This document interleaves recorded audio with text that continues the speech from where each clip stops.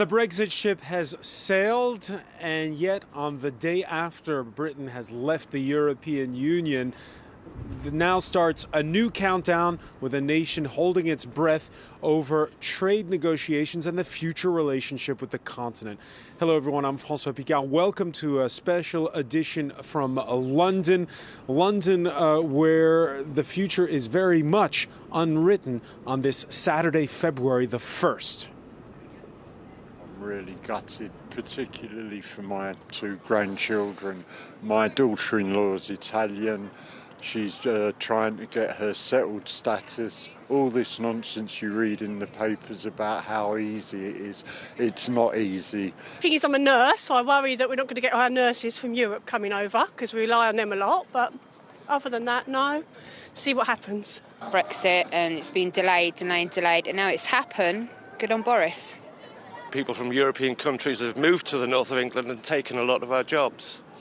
People feel very disenfranchised by it. This government is promising to invest in the north of England, and everybody's very pleased about it. So we're hoping that things are going to change. All right, let's talk about it with our first guest, Chris Yarsley, who's the policy manager for Midlands and the Southwest at the Freight Transport Association. You say 17,000 members? Across the country, yes. All right, thanks for joining us here on France 24. Practical question for you. What changes today?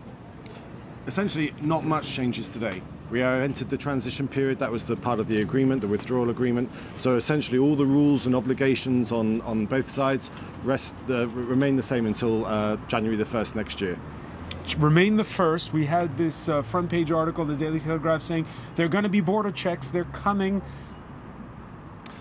Well, in the absence of a deal, there will be obligations on a third country, which the UK now is, to check goods both importing and exporting, like there will be in the EU side as well. So that's going to be the case if there is no overall deal put in place. And if there are border checks, the likes of which I saw the first time I came here in 1972, what will it be like at the port of Calais and other places? Well, we estimate that a few minutes of delay can cause tens of miles of tailbacks very quick, because the ports are set up for a just-in-time, fast-moving operations. So any kind of delays at the ports will result in tailbacks, which results in delays in goods being delivered, medicines being delivered, car parts being delivered to the factories. So it could have a serious economic effect if there is no deal put in place. All right, and how much of this is a bit of bargaining bluster?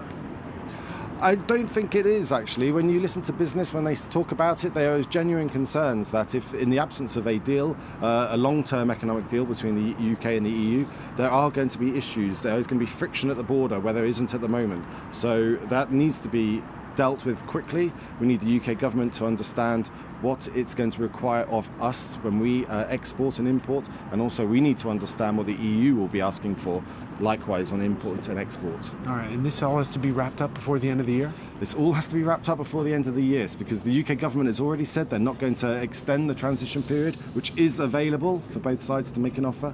But the UK government has said no, they are going to have it all done and by the end of the year. And we need to know as business what those situations are going to be. You can't just flick the switch and transfer into the new way of doing things if it's not tested.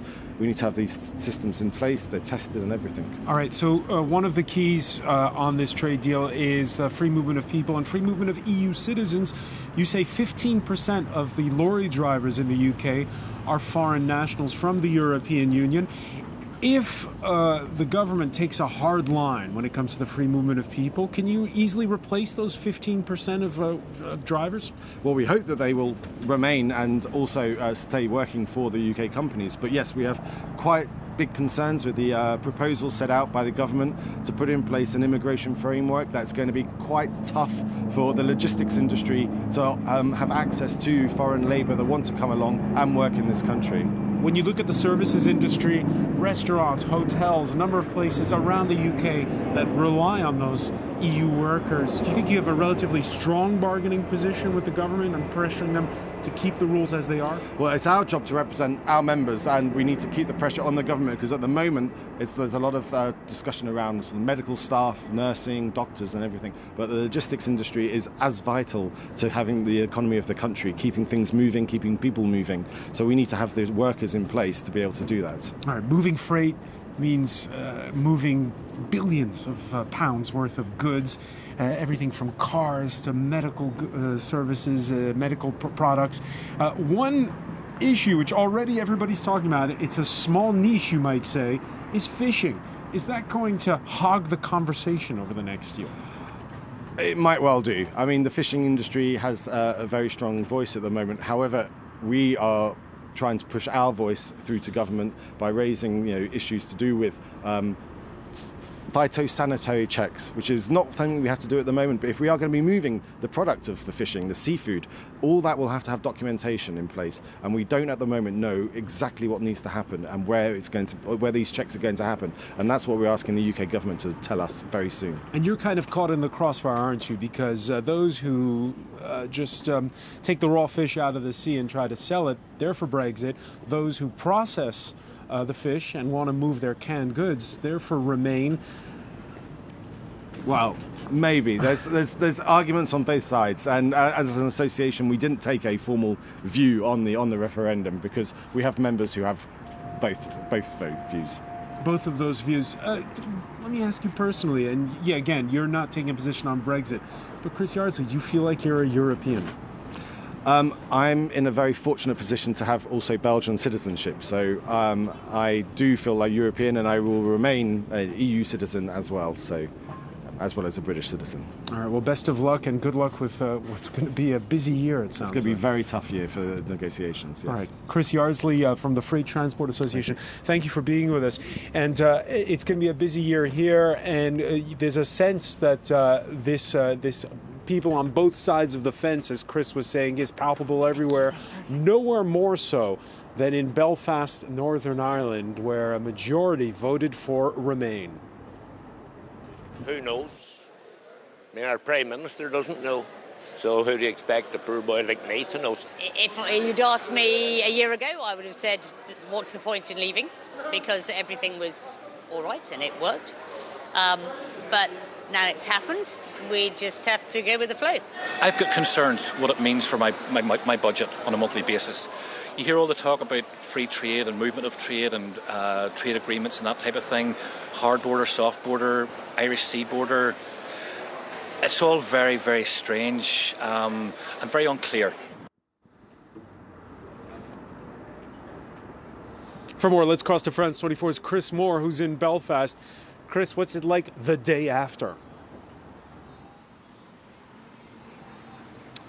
But it's certainly a lot more subdued in Belfast than some of the scenes we saw in London and Edinburgh yesterday evening. We've encountered a number of emotions over the last couple of days, some of which you heard there. First of all, this sense of resignation, really, that Northern Ireland, this small corner of the United Kingdom, the vote largely took place elsewhere, but it's to an extent, as they see it, Northern Ireland, which has been left to deal with some of the weightiest consequences. A lot of uncertainty also, particularly from businesses, tradespeople, about what kind of agreement will eventually emerge when the UK de facto, in terms of fact on the grounds, leaves the European Union if Boris Johnson gets his way at the end of the year after the transition period, but also a sense of relief, I think, in terms of what was part of that debate over those 3 years, namely the prospect of a hard border with the Republic of Ireland, the threat that it was thought to pose to the Good Friday Agreement. If you look around Belfast, the security situation has improved dramatically since 1998, but there are still reminders of the past everywhere. Neighbourhoods, Protestant and Catholic, are divided by walls. Murals celebrating paramilitaries of the past, etc. All of these are very fresh memories, and it's a past nobody really wanted to return to. But obviously the new border arrangements are going to throw up their own set of challenges, and people are concerned about that. Hey, Chris, next Friday there's going to be a general election south of the border where you are in the Republic of Ireland. Is that something that matters? Well, first of all, Francois, one of the things that Sinn Féin have been turning the volume up on recently, not surprisingly perhaps, is saying that now is the time to start moving towards votes on a united Ireland. What's more, they say they have a growing section of public opinion on their hand. They claim that on their side, they claim that demographics are moving in that direction. And what's more, of course, they now have the prospect of remaining part of the European Union as part of a united Ireland as an incentive for people who feel strongly on that issue. There is still quite a lot of criteria that need to be fulfilled before we move towards those votes, including assent in London. But as you mentioned there, what goes on in Dublin is part of the equation. And down there, the two traditional parties, including Leo Varadkar's Fine Gael, according to polls, are under a little bit of pressure, and Sinn Féin are likely to offer their help in terms of coalition, offer their support, but in terms of, in return for that support, obviously, they're going to ask for some of their demands to be met. So Brexit in Northern Ireland has thrown up a lot of new problems, a lot of new challenges, but at the same time, it's also thrown the focus back on, rekindled some older issues. Chris Moore reporting live from Belfast. Many thanks for that update. We were talking earlier, practically speaking, what happens now when it comes to goods and services. Practically speaking, what happens now for foreigners? We're with pleasure to welcome Nadège Alizine, editor-in-chief of Ici Londres. It's a play on words because during World War II, on the BBC, when they were sending out messages to the resistance, they would say Ici Londres is how they would start them. You're a magazine for the expatriate community. If the French of London were their own city, they'd be the 6th largest city in France? Yes, exactly. We're supposed to be 300,000, 400,000 French only in London itself. So it's a large community of French-speaking people. Including you, Nadège. How long have you been here? So I've been living in London for 11 years now. Mm-hmm. So, yeah. We've been living here for 11 years. Yes. And when you arrived here, remember it was the period when Time magazine had Cool Britannia on its front cover, yes. And this was the place to go? Yeah, it was the place to go. We knew that we were welcome as European to come and stay in the UK and in London and to get a job. It was everything was kind of easy. London is such a cosmopolitan place. Everybody wanted to be there and be part of the buzz.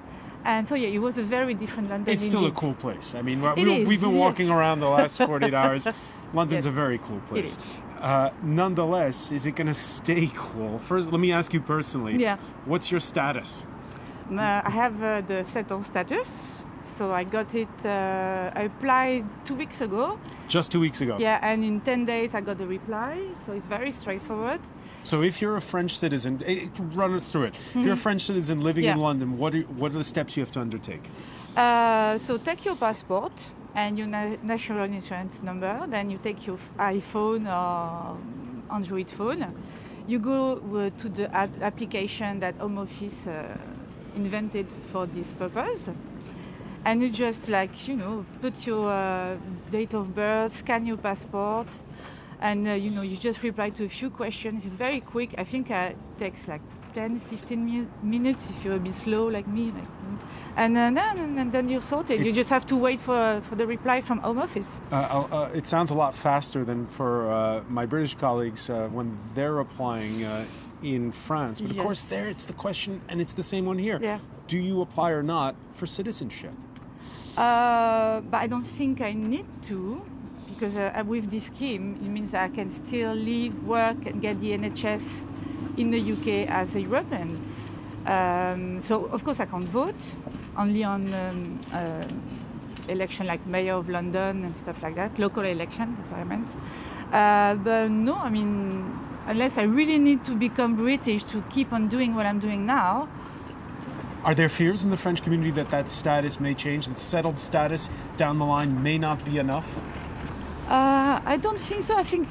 turn this way. Yeah, sorry. I think the French people are trusting as well the British government regarding their rights in some ways, We are part of London or the UK. We've been working there, paying taxes. We bring something to the culture as well, probably in terms of gastronomy as well, and tech. I mean, the French entrepreneur or the French entrepreneurship in London and in the UK is very strong.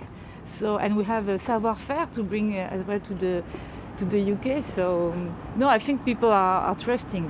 Has this been an ordinary Saturday for you? No, because I'm with you. So on Saturday I will be doing something. No, but when you woke up this morning, what did it feel like? No, nothing. No? I think the shock was on the day of the result of the referendum in 2016. I had 3 years to get ready for. But in those 3.5 years since that referendum day back in June of 2016. It feels as though the vitriol hasn't gone away, that this is because Britain to us always seemed like this very tempered place, moderate compared to French politics. Now it's no longer the case. Can it go back to being the way it was? I think there's a strong division in the country, and it's very heartbreaking for me because I live here because obviously I love British people and their sense of pragmatism and a sense of humor. And I can see that so many people are the British people are divided on this question. Even in the same families, people don't talk to each other anymore because of Brexit, because some voted Leave and some voted Remain. And I think it's heartbreaking, really. But yeah. And when you hear some politicians say that the EU has tried to blackmail Britain in the negotiations, what's your response to that? It's very difficult to say. I think you have to know when you live in the UK as a foreigner and as a European that the UK have a special relationship with this country. I mean, so let's hope that they can negotiate something which is good for the UK. Let's hope that the NHS is not going to have to, shut down. It's just like finger crossed. Keep the fingers crossed. Yeah. What we have seen, those 3.5 years have taken a bit of a toll in the sense that on the French side, we've seen, for instance, real estate prices pushed up in the Paris area because the usual circle of people who go from London to Paris, they haven't been coming to London because there's been so much uncertainty. That uncertainty could continue. Well, I think from now on the uncertainty is kind of ending because the thing that was really worrying people is not to know if we were leaving or not. Because even if the result of the referendum was saying we want to leave, there was 3 years of political chaos where we had the Westminster shut down, the change with the Prime Minister. We didn't have a Prime Minister for weeks after the referendum. And it was but with so chaos. Many French people who work in banking, for instance, they don't know yet what the status is going to be in the end. I think, I don't want to be cynical, but we know that the path that the UK chose is going to be like an open market, and I think for business it's pretty good. It's for the people it's going to be difficult, but for businesses, for banks, I think they are kind of happy of having it both ways. So Nadège Alizine, yes, your future is still here in the UK. Yes, I hope so. Yeah. You hope so? You never know what can happen. Maybe I can find a job somewhere else. But no, I would love to stay here. I'm happy here. All right. Well, thank you so much for joining us again. The magazine is called Ici Londres, and it's for the expatriate community here in London. Nadège Alizine, thank you for being with us. Yeah, the question of what happens next is something that's being mulled over, of course, on both sides of the channel. France 24 sat down with the former president of the European Commission, who looked back at what could have been and thought about what happens next.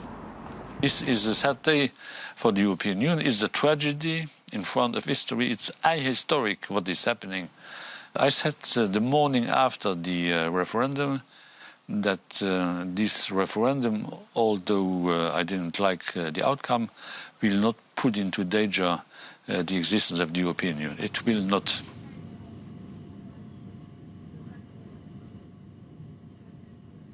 France 24, you cannot but invite somebody called Peter French.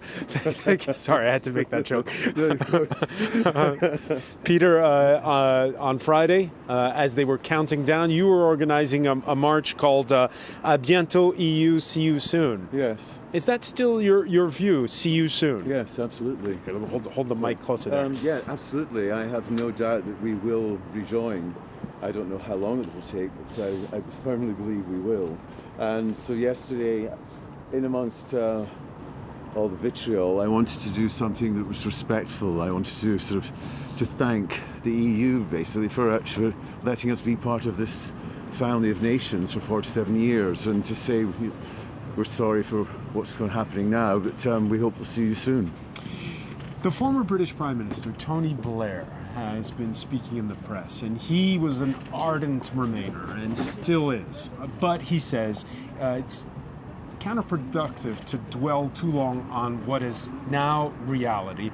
And he says that Britain cannot be a global superpower, but can be a global power and can have influence on the world stage. We need to think now about the future and not try to turn back the clock. Do you agree with that? I don't know that I do, actually, and I'm surprised that he's said that today, but considering he said up until now that he didn't think that Britain could go it alone. He said right now it's about striking the best deal possible that keeps the UK as much aligned as possible with Europe and is the most pragmatic deal. So then that depends on what happens. There are lots of people saying that it's not possible to get a deal, the trade deal that he wants by the end of this year. What that means, so that means we have a hard Brexit.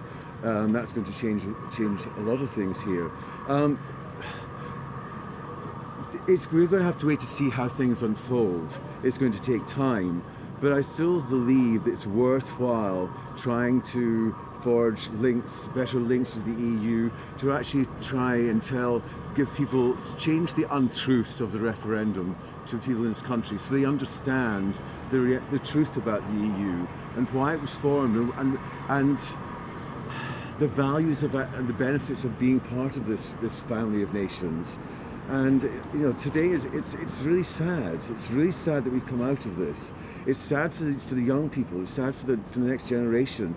They're suddenly going to be denied choices that I've had for 40 years, and I don't think that they fully understand yet what they've lost. Now, whether we can go it alone, I don't know, but it seems to me in this world, it's so precarious now. We're stronger together with other nations rather than trying to go it on our own. Okay, the Prime Minister, whether you voted for him or not, he acknowledges that his job now is to try to heal the country and bring together these families that are divided. We heard our previous guest, Nadège Alezine, describing how people and families are not speaking to each other. How do you do that? How do you heal Britain after this very divisive referendum and all that's ensued? To be honest, I don't know. And actually, what I witnessed yesterday makes me think that I'm not sure that it can be healed. And I think it's going to take a long, long time if it ever can be healed. What did you witness yesterday? I witnessed vitriol, viciousness, vile behaviour I've never seen in my life. When we were assembling to gather on this procession, it wasn't a march. I was very clear. I did not want to make it a political march yesterday. We were actually just forming a group of friends, saying goodbye to friends. But the attacks on us were like something I have never witnessed in my life or seen. And I don't know where that anger comes from, that Leavers or Brexiteers, not all of them, but some of them are so angry as if we've done something, and yet they've won. They've got what they wanted. Now, I respect the result. I respect the result of the election. I'm not going to try and change that. But it doesn't mean that I can't still work towards wanting to rejoin at some time for the next generation, for young people, because I still believe that's what we need. That it benefits us more to be part of this. So, your day job is musician? It was, yes. I'm a professional singer. The Guardian described me as professional singer turned political activist. I will go back to singing, but this took over my life. I didn't expect it to. So what's next for you personally? What do you see yourself doing? I don't know, because it's very hard. I've been doing this for 3.5 years. Literally, this consumed my life. It's very hard to suddenly stop. But again, I have to respect the election result. But I will still try and keep close links with the EU for this country. I've got a meeting next month in Geneva with a friend to look at what we can do to actually help the pro-EU movement in this country. It's the biggest pro-EU movement in the whole of Europe now in this country. And that's worth not only celebrating, but actually continuing to do the work we've been doing. Now we have to do it in a different way. But actually, I still think it's worthwhile still campaigning. It's at some point in the future, that we will rejoin. That's not going to happen at least for another 5 years. No, true. And so, during those 5 years, what do you do? What do those who feel pro-EU sentiment do? I think, and is part of that reaching out to those on the other side of the divide? Yes, I think that's what we have to do. We have to reach out without trying to patronise or tell people they didn't know what they were doing. They did know what they were doing. We have to respect that. People knew what they were voting for. Healing the divide, I don't know. It's going to take a long time. I mean, after all, I have to say that Boris Johnson and Nigel Farage caused that division. They can't suddenly just say, we've got to heal it now. They actually caused that division. They've actually made things worse. And they will not take responsibility for that. And one day they're going to have to, because the situation in this country, it's not good. This is, It's something that's, of course, going to how it plays out, and we shall see. Peter French, I want to thank you so much for joining us. Thanks here very much for inviting me. Thank you. I want to thank you for being with us. Nadia Sharby has more. Our special edition continues. Thank you.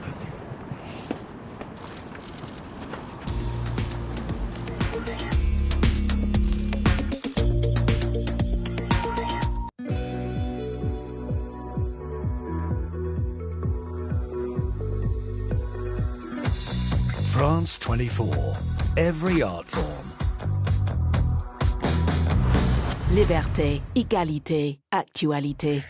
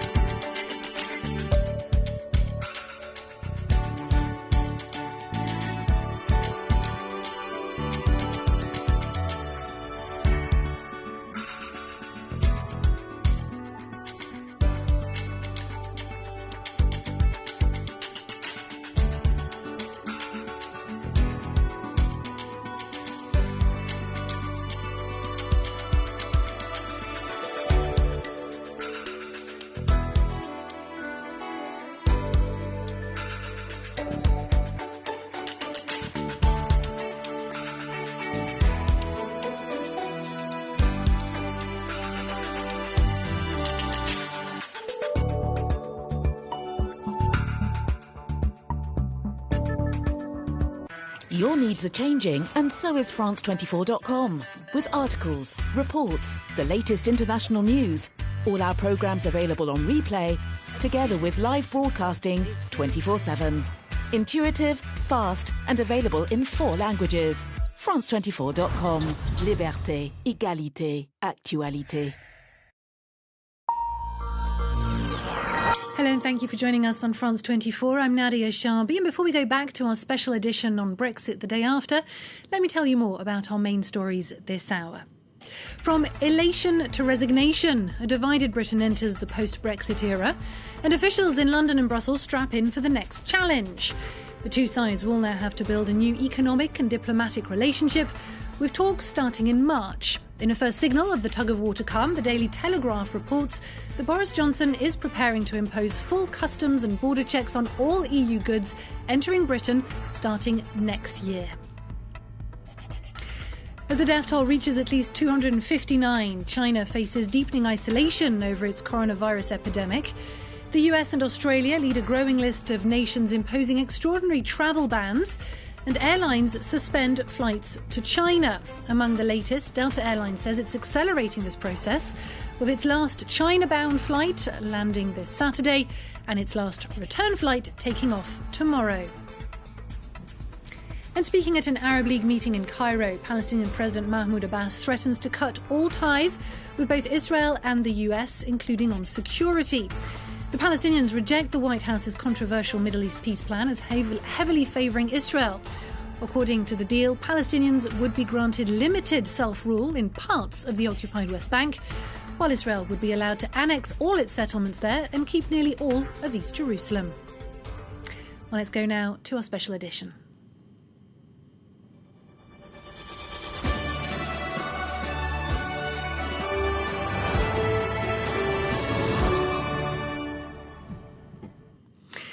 Now, let's start our special edition with the latest first tangible consequences of the divorce between the UK and EU.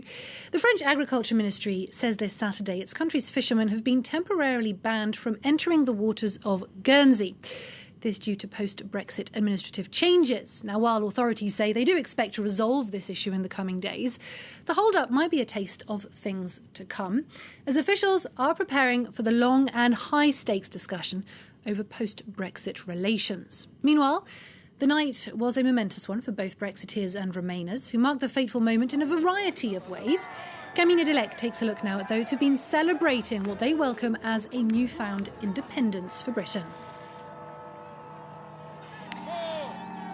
The clock counted down the end of an era. Much to the joy of the crowd of Brexit supporters gathered in London to celebrate, and of Brexiter-in-Chief Nigel Farage. The fact is that the war is over. We have won! For many people here, it's not just about opposing the European Union, but about respecting the referendum result. We all knew exactly what we were voting for, and today, democracy has been delivered in this country. Even though the Yorkshire city of Leeds narrowly voted to remain in the 2016 referendum, the countdown there ended in fireworks and cries of freedom. And Brexit-themed parties saw the Union Jacks out in full force. We're a strong country, and I think being out of the EU is a wonderful thing for us. In Blackwood in South Wales, locals celebrated in that quintessential British way by going down the pub. Even in the Remain stronghold of Northern Ireland, where 56% of voters chose to stay in the European Union, the day was cause for song and celebration. We are very proud to be British, and we want to be part of an independent nation. But now Britain has the tough task of defining the UK's future relationship with the EU. Many details of what that could look like will be hashed out over the next 11 months. Well, this historic moment has, of course, left the country deeply divided. Let's take a listen to a few Remainers reacting to this new normal. The transition period is productive. We will have trade deals with the people, which similar to what we had with the EU. If not, we will be worse off. I think we voted to be poorer, personally. It's just not going to go well, because I think people are saying, oh, well, it ends the uncertainty. I think that it just brings more and more uncertainty, because no one really knows what's going to happen. I think recession, it's all going to end in tears. Well, that divide is nowhere more apparent than along the border between Britain and Scotland, as over 60% of Scots voted to remain in the EU, and the possibility of a new independence referendum is now looming large. For the latest, we can cross now to our reporter, Catherine Norris-Trent, who joins us from Edinburgh. Catherine, hello, thank you for being with us. Are Scots resigned or combative in the face of Brexit this Saturday? Well, a lot of Scottish people here in the capital, Edinburgh, are feeling combative in the wake of Brexit. We've seen groups of pro-European, pro-independence protesters outside the front of the Scottish Parliament, Holyrood, again today, a smaller number than on Brexit night.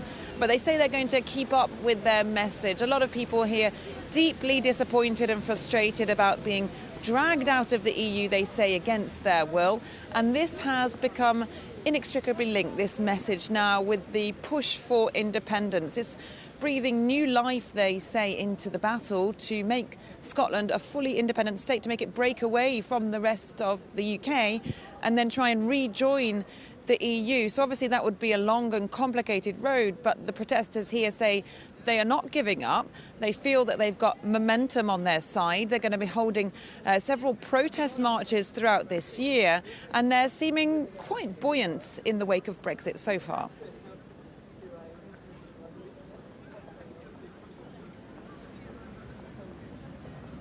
How will Brexit translate for Scotland, Catherine? So Brexit applies to Scotland in the same way that it applies to the rest of the UK, even though a majority of people here, 62% in the referendum, voted to remain in the EU. That hasn't been taken into account. It's the overall UK vote that applies. So Scotland has, as of 11 p.m. local time on Friday, left the EU. Now, a lot of people here are disappointed about that and want to rejoin. That could be a long road because, as it stands, Boris Johnson, the UK Prime Minister in Westminster, absolutely, of course, has no intention of doing that. So a lot of Scots and Scottish National Party, the ruling party here and the party that dominates the political scene, winning 48 out of the 59 Westminster seats here at the December elections. Well, they are campaigning vociferously for an independence referendum, but that doesn't necessarily have the backing of Westminster. So Nicola Sturgeon now has a constitutional puzzle, a brick wall in front of her, because she legally cannot do anything to force Boris Johnson to give her a referendum, so she's trying to keep the pressure up.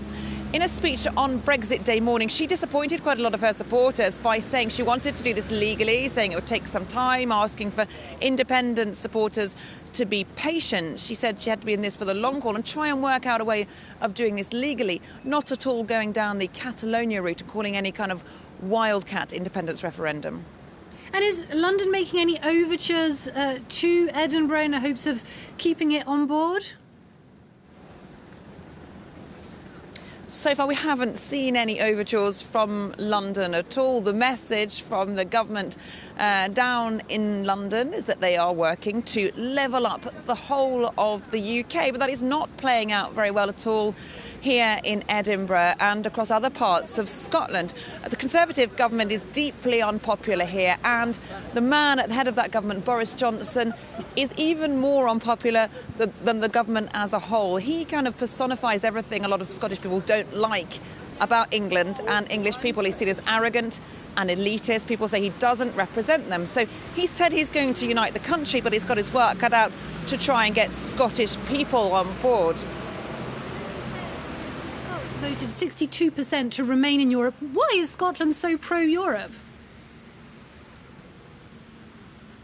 Now, Scots will tell you, has a long pro-European tradition, goes back to the old alliance with France. In fact, they say they've been working with European countries, including France, for longer than they've been working with the English. The union politically uniting England and Scotland only dates back around 300 years officially, of course, although there have been links, historic links, way longer than. We appear to have lost our connection there with Catherine Norris-Trent in Edinburgh. We might go back to her a little later. Now, if you thought the drawn-out battle over the UK's departure from the EU was painful, what comes next isn't likely to be any easier. The stakes are high for London, as Europe accounts for 54% of Britain's imports and 43% of its exports. Negotiations aimed at forging a new economic relationship between both sides are expected to start in early March, once London and Brussels have staked out their respective positions. And the process could be further complicated by the UK carrying out parallel and potentially contradictory talks with the United States. Colin Kinborough has more on some of the challenges ahead. A new day, a new round of deadlines for deciding the European Union's future ties with the UK. Britain and the EU now have until the end of 2020 to negotiate their new relationship. In particular, a trade deal, which analysts say could be even harder to agree on than the initial withdrawal. So there's a massive agenda to be agreed: trade in goods, trade in services, data protection, security cooperation, aviation, road haulage, fishing. You know, the list is endless. One fundamental challenge: product standards. Downing Street hopes to maintain zero quota, zero tariff trade across the channel. But the EU says that would require the UK to pledge zero dumping. That is, not to lower social and environmental standards to outcompete the EU. The more the UK diverges from EU standards, the less access to the single market it will have. Another key sticking point, fisheries. Many British fishermen feel their waters have been plundered for decades by European rivals. Then there's Gibraltar. Thousands of Spaniards cross into the tiny British territory every day to work. Gibraltar's chief minister expressed optimism Friday that this would continue. But it all hangs in the balance of the upcoming talks. Gibraltar's challenge is a window onto a much larger one: freedom of movement between the EU and the UK. Not only has Downing Street vowed to end it for new arrivals, but questions remain for the nearly 3 million Europeans living in the UK already, and the 1.2 million Brits in the EU. Some have expressed worry that they could be used as pawns in negotiations, though the UK has already said long-time European residents will be able to stay. A loaded agenda for the talks set to begin in early March. Well, with me in the studio, I'm joined now by our guest, Sébastien Maillard, who's director of the European think tank, the Jacques Delors Institute. Hello, thank you very much for being with us. Hello. As well as Nadia Massey from our International Affairs Desk. Thank you for being with us, Nadia. Let me start with you, Sébastien Maillard. What lessons can the EU, its members and also officials take away from what has been a painful process this far? It was indeed a painful process, but what was not so painful is that the 27, as we now have 27 member states in the EU, remained together. Remember that after the referendum in June 2016, we all thought that there would be some kind of domino effect, that Netherlands perhaps would try to also go on its own way, and France also had the presidential election, and Marine Le Pen going out for a sort of Brexit, many of the other candidates as well, and nothing of that happened. On the contrary, I think Brexit wasn't very appealing and looks a bit spooky. So I think now the best lesson of Brexit is that no one wants to leave, not even Mr. Orban in Hungary or the Polish Prime Minister or Mr. Salvini in Italy. He also even wants to keep the euro. So I think Brexit has cooled down any temptation to imitate that kind of, that's the first lesson. I think the second one is that thanks to Brexit, if I may say so, the EU looked, I think it was a lesson of how the EU really works. I mean, we've been discovering through all these discussions what the single market means, what the citizenship of the EU really means. I mean, many of the Brits now are looking to become, find a way to have some Irish roots or some other roots to find some kind of way to remain an EU citizen. The customs union also, so it was a sort of a pedagogical lesson of what the EU concretely means, and I think all this was sort of invisible or taken for granted over 47 years, and then all of a sudden, when you're about to leave, then you rediscover what it's all about. So I think the fact that the EU exists concretely and real, and the fact that the 27 remained together, show that the EU exists. I mean, remember that we always said Brexit means Brexit. I think that's what Theresa May kept on saying.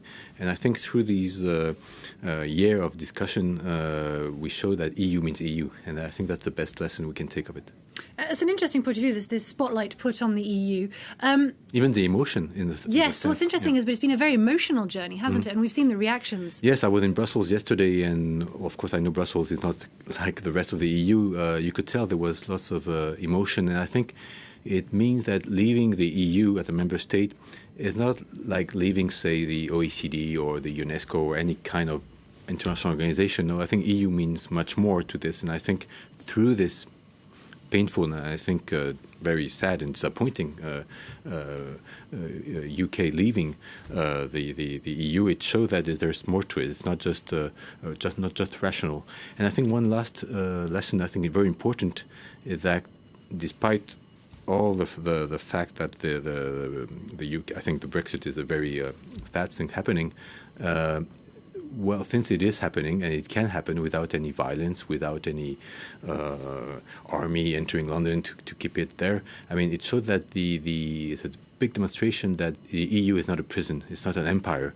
That it's a matter of willingness. And if you don't want to be a member anymore, there is an Article 50 of the European Treaty provision we thought it was just something theoretical, but we should now have the proof that it can happen. And I think even for the rest of the remaining countries, I think it's nice to know that you're not because you stay here. It's because you want it. It's not because you have to or you have no other choice. It's really because you want it. And I think it's a good democratic lesson. The democracy of the referendum is respected, the outcome, whether you like it or not, but also the fact that the EU is not an empire where member states are just jailed inside it. I think that makes lots of sense as well. It's a club. People are free to come and go. That idea of, you don't know what you've got till it's gone goes both ways, Nadia, though. How much international clout has the EU lost by losing Britain? Plenty of international clout. I mean, I do think you're absolutely right, Sebastian, that we have seen the EU unify in the past 3.5 years. We used to talk about Frexit, France exiting the European Union, Italy exit, a little more clunky, but Italy leaving the European Union. We don't talk about that in the same way anymore because we have seen sort of how torturous and how difficult it is to leave the EU, and that has meant, I think, you're right, the EU has become more unified, more solid as a bloc. But let's be clear about this. Internationally, globally, the EU, of course, will be losing clout now. We're talking about the equivalent of the United States losing Texas, such as the economic power of Britain to the rest of the EU. It means the EU will be a diminished force when it comes to negotiations on climate, on trade, on security. It's losing a seat on the United Nations Security Council. Now, all of that said, though, I think when you look at some of the foreign policy decisions that Boris Johnson's government has taken since during the kind of last couple of months of the Brexit process, you can see that politically it is still trying to an extent to align itself with Europe, at least compared to the United States, on issues like the Iran nuclear deal, for example, on Huawei and 5G, on climate as well. You can really see that Britain wants to say ideologically, politically, we're still not too far away from you. But yes, let's be very clear, until the very last minute, the EU was still kind of hoping Britain wasn't going to leave. That there was going to be that second referendum. The EU is Britain's largest trading partner, but that trade goes both ways, and the EU really didn't want to see this. But that idea of aligning with Europe rather than the US perhaps rather depends on Donald Trump as well. I mean, the next US president might be more of a pull if there is a next US president and Trump isn't re-elected. They might have more of a draw for the UK, in which case the EU will be losing again. No, definitely. I think there's a dilemma there for the British government on which side it wants to go. And, of course, Brexit now can be done as it has been achieved overnight. But in which direction the UK will go, it will be very interesting to watch over this so-called transition period. And I fully agree with what Nadia has just said about the fact that EU is losing a big member. I mean, with all the respect I may have for Slovenia or Malta, it's not just any so-called small country leaving. We're talking about a huge member leaving, and of course the single market is sort of shrinked now. We used to say that the EU is over 500 million citizens, consumers. Now it's 466. So I mean we've got under that threshold. So of course for the EU, it's a wrong signal, bad signal sent to the rest of the world that a big member is leaving. We'll be talking over the coming months also about further enlargement, because, as you know, some Western Balkan countries are knocking on the door, and I think it's interesting for the narrative also to see that the EU is still very attractive. And even we saw how the Scottish, I think, remain very have the big desire to remain in the EU in a way. But yes, we need the UK to side with us to the EU if we want a more geopolitical EU to not go the Chinese way or the American way, but do it the European way. We will definitely need the UK on our side, and I hope this period coming up will be a proof of that. Is Europe likely to go and court the Scots? I mean, we mentioned the Scots a little earlier, Scotland wanting to remain in the EU. Is it likely to go and court them, or is it going to let that happen in its own corner before deciding what to do about it? Well, that's really up to the Scots to do this. I mean, I think the Michel Barnier and all the other Brussels officials will never enter into this discussion as they didn't do with Catalonia or any other, because the EU is made up of member states, and you negotiate with. This is no longer a member state. So Scotland is not one, and so it's. But I think Brussels will prevent itself to get into that. Then, if Scotland was to become a state, then like we have, like with Kosovo, for instance, well, then that, and it's recognized by all the others, then that will be another story. But we're not there yet at all. And you mentioned how Europe has been put in the spotlight and also has come out united in a way. I mean, it's a high price to pay, but it has come out united. Is it likely to stay united in this next phase of talks? That's the big, that's what we'll have to see in the coming months. I believe that even the closest ally of the UK's, like the Netherlands, Denmark, or Ireland traditionally, for them it's important to also, and for all of us, to show that if you're not a member anymore, then it's another story, and you cannot have the best of both worlds. And I think everyone on board, for budgetary reasons, for economical reasons, for trade reasons, want this Brexit to have some meaning also, and that the UK cannot have the best of both worlds. So I think I trust that we will remain united, but it all depends on the kind of divergence the UK will want to have. The thing is that the more they diverge, and I think it was already said, the less access they will have to the single market, and so at the end of the day, it may become more painful for them, but also make the Brexit a bit more pointless, because it will be, as you rightly said, it's a big trade partner for both parties. So I tend to believe that the 27 will remain united, also because it's in the purpose of all of them, in their interest, to have a common front. We really thought that this division would have happened before, and I think we witnessed that everyone has understood that belonging to this union meant a lot. It means a lot, but there's also been a lot of talk about the EU needing to reform. Mm-hmm. Does Britain's leaving also sort of add to the momentum on reform? Is that going to change? Well, there's going to be this conference on the future of Europe will be launched probably on the 9th of May, and to try to see this reform needed. The policies, I think it's already happening in the sense that there's going to be a review of the competition policy of different. We see the external dimension, the geopolitical reason that the EU needs to stand up to.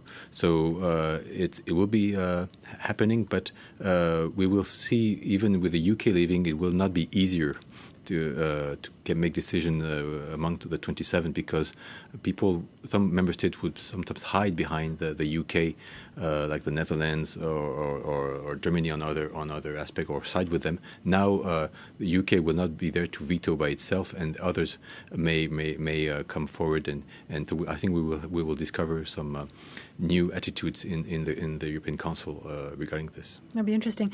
Now, it's easy to see this as a win for Boris Johnson, but more than that, is it not a win for Farage and the far right more broadly in Europe? I suppose it is a win for Nigel Farage and the Brexit Party in the United Kingdom, in that patently this was the purpose of the party and Nigel Farage's political campaign for the last several decades, actually, to try and bring Britain out of the European Union. And I suspect it looked for him for a very long time like a pipe dream. They didn't think that this was going to happen. Cameron made it happen for him. The political mobilisation changed sort of rather unexpectedly for Nigel Farage. But, he's also out of a job now. We don't quite know what he's going to do. He's lost his seat in the European Parliament. But I'm sure he'll still find a way to campaign and push Boris Johnson to make sure that he gets precisely the kind of Brexit that he wants. So, yes, I think you're right. It is a win for the far right, for populism, for Nigel Farage. But I do think it's a win for Boris Johnson as well. Like, he now will be entering a kind of 11-month period where I think he's going to be able to look as if he's kind of pleasing everybody at once, just for a little bit of time, because we're in the transition period. That means economically not very much is going to change. But politically, legally, he can say, I've made that cut, and we won't have to see those difficult negotiations going on for a while. But when we start getting into those trade issues, we'll see some of the real challenges emerge, I think, for Boris Johnson, because how will he manage to provide a Brexit trade deal that simultaneously says, look, here's London as a kind of Singapore on sea, this deregulated low tax space, rival on Europe's border, something that many Brexiteers for a long time have advocated for, while simultaneously pleasing people who voted for Brexit, typically in the north of England, who want to protect industries like manufacturing, like fishing. How will he bridge both of those things at once during that trade negotiations? I think that'll be really hard for him. So yes, I think you're right. It's a win for Farage. It's a win for the far right. It's a win for Boris Johnson for now. But let's see how his political confidence is looking in a year's time as those negotiations, in theory, come to an end. Nadia Massi, thank you very much. Sébastien Maillard, thank you for having been with us for this special edition. So we're leaving it for now. Stay tuned. We'll have a full news update for you at the top of the hour.